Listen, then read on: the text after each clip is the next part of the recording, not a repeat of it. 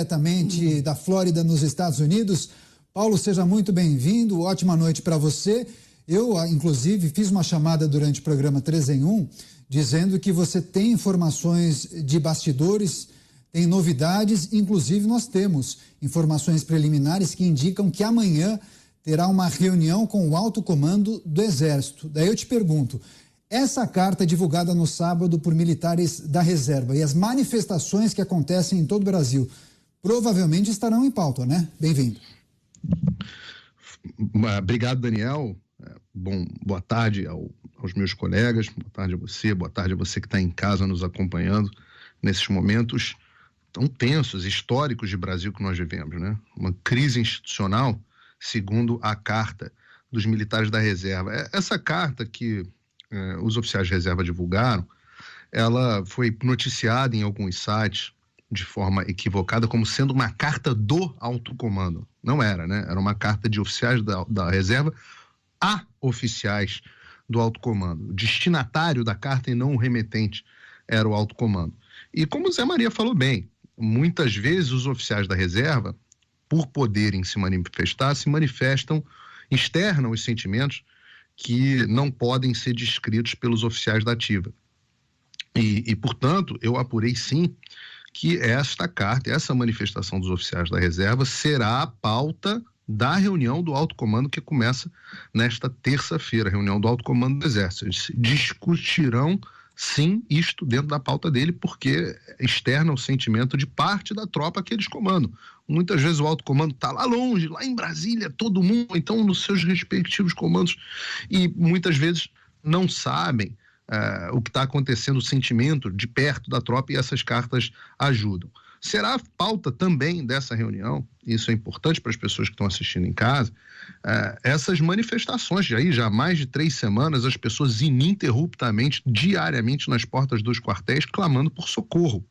Essas pessoas estão sendo sim ouvidas, às vezes dá a impressão que não estão, mas estão, e eu apurei que estão.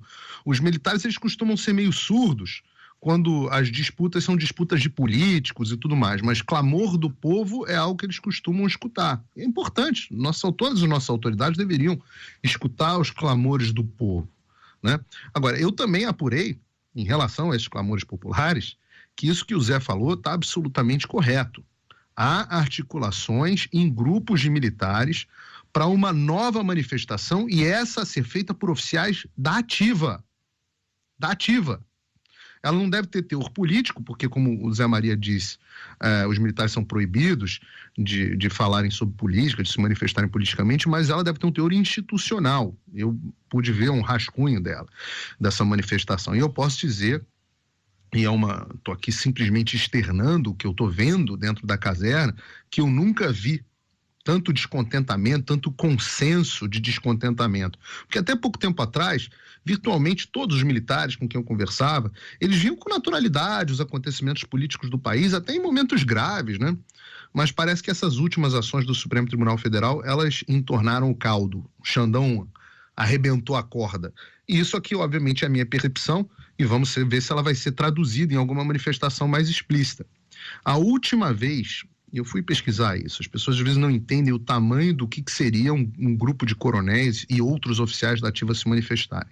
A última vez que os oficiais da ativa do Exército se manifestaram foi sob o governo de Getúlio Vargas, em 1954. Naquela ocasião, 80 coronéis se posicionaram sobre as tensões políticas no país e a crise de comando que as forças estavam vivendo. Só para as pessoas que estarem em casa entenderem a gravidade do que foi essa carta naquele momento, essa carta foi de fevereiro de 54, em agosto de 54, o Getúlio Vargas foi pressionado pelos comandantes, né, aí sim os generais, das forças, de todas as forças armadas a renunciar, e ele acabou resolvendo isso com um tiro no próprio peito. Então, da última vez que os oficiais do Exército Brasileiro da ativa se manifestaram, o presidente deu um tiro no peito alguns meses depois. Então, e foram 80, né? O que eu tenho visto aqui é a expectativa da assinatura de talvez centenas de oficiais. Vamos acompanhar, vamos ver o que vem por aí. Mas o que eu posso te falar é que esse clima, que é um clima assim, de certa divisão, ele também é percebido lá no alto comando. Como é que funciona o alto comando do Exército? É uma espécie de colegiado, são 14 generais de Exército, né, ou seja, generais de 4 estrelas, que participam do alto comando. Eu apurei que há 3 deles, 3 dos 14, que têm se colocado de forma aberta na articulação contra uma ação mais direta, mais contundente das Forças Armadas.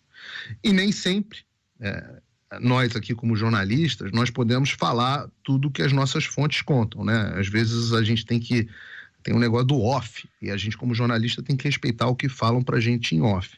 Mas hoje, por um dever cívico, eu vou ter que dar nome aos bois aqui. Eu vou fazer isso porque eu acho que o povo brasileiro tem o direito de saber quem é quem. São as pessoas que são servidores públicos em última instância, e vale saber quem é quem, pelo menos o que se diz, né?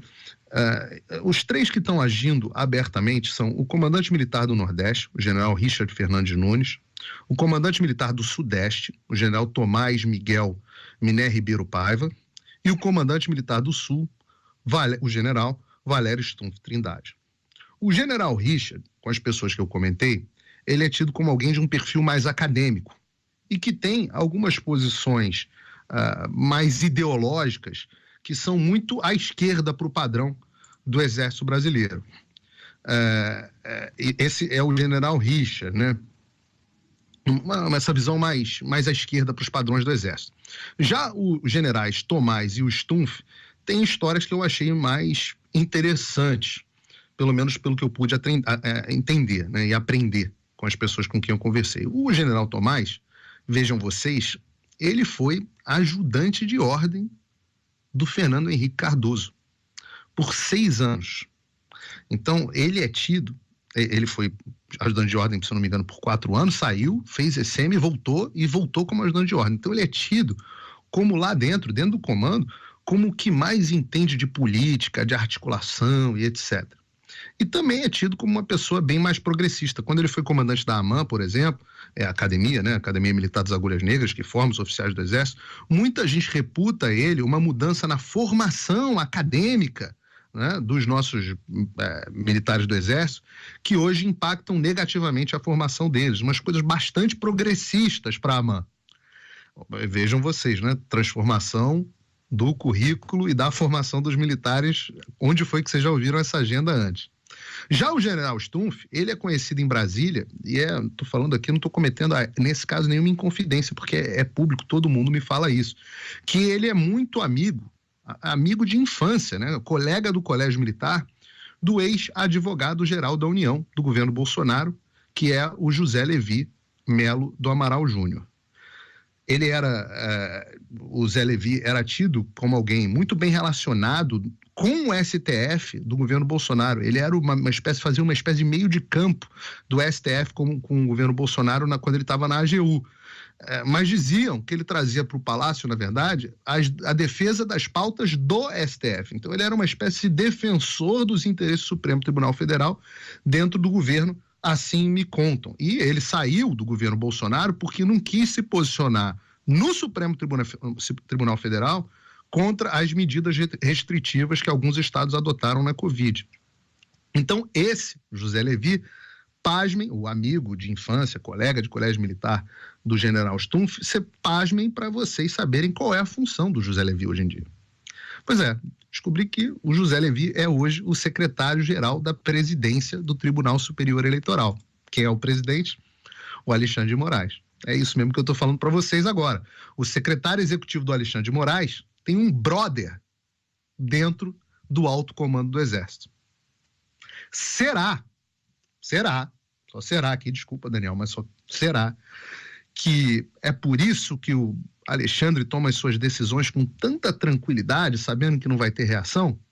Eu não sei, mas eu não consigo deixar de pensar, de fazer essa conjectura, né? A percepção dos militares com quem eu conversei, e estou falando aqui de peixes grandes, é de que esses dois, o general Tomás e o general Stumpf, estão cotadíssimos para disputarem, para ver quem vai assumir o comando do Exército no governo Lula. O que me leva a mais uma reflexão, né? Será que os nossos bravos comandantes, eu duvido, mas não consigo deixar de pensar, será que os nossos bravos comandantes estariam colocando a sua carreira e os seus interesses pessoais à frente do juramento de defesa à pátria que eles fizeram? Jesus Cristo dizia o seguinte no Evangelho de Mateus: ninguém pode servir a 2 senhores, pois odiará a um e amará a outro, ou se dedicará a um e desprezará a outro. Seguimos